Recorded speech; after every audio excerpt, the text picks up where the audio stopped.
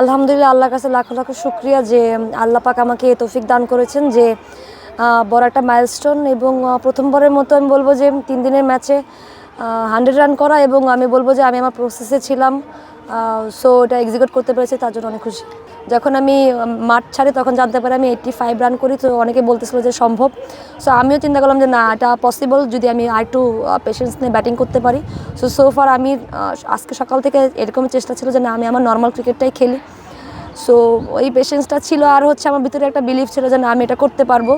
So হয়ে গেছে। আসলে প্রিপারেশন আমার কাছে মনে হয় প্রথম ইনিংসে যখন ওনারা ব্যাটিং যারা ছিলেন, স্পেশালি পিঙ্কি আপু যেভাবে ব্যাটিং করতেছিল অনেক সময় নিয়ে, ধৈর্য নিয়ে, ইসমা খুব ভালো ব্যাটিং করতেছিল, তাদের ব্যাটিং দেখে আসলে মনে হচ্ছিল না এভাবে আসলে ক্রিকেটটা খেলতে হয়, কারণ আমার তো একদম এক্সপিরিয়েন্স ছিল না।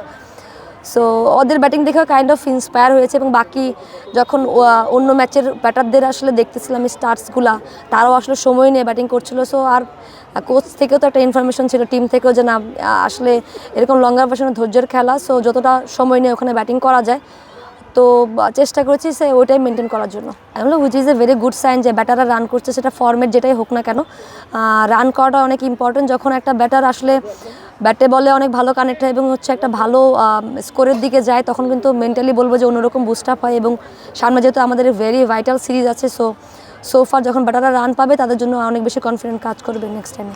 খুবই ভালো। দেখেন নাইদা তো খুবই কনসিস্টেন্ট বোলিং করেছে এবং ও সবসময় দুর্দান্ত, সো ওর আসলে প্রশংসা কম হয়ে যাবে যতই বলি না কেন। বাট সুমনাও অনেক ভালো এফোর্ট দিয়েছে। বলবো যে আমাদের জন্য তো টোটালি এটা হচ্ছে একদম নতুন একটা এক্সপিরিয়েন্স, এবং এত ওভারেরও কিন্তু বল করার এক্সপিরিয়েন্সও বলারদের খুব কম।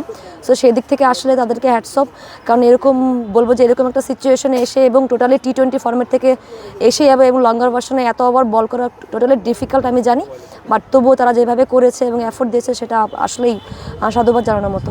খুবই গুরুত্বপূর্ণ, কারণ ক্রিকেট বোর্ড এই সময়টাতে আসলে খুবই অল্প সময়ে এটার প্রিপারেশন নেওয়া এবং এই স্লটটা কিন্তু আসলে আমাদের এইভাবে ইউজ করা হবে সেটা কিন্তু আসলে আমরা চিন্তাও করিনি।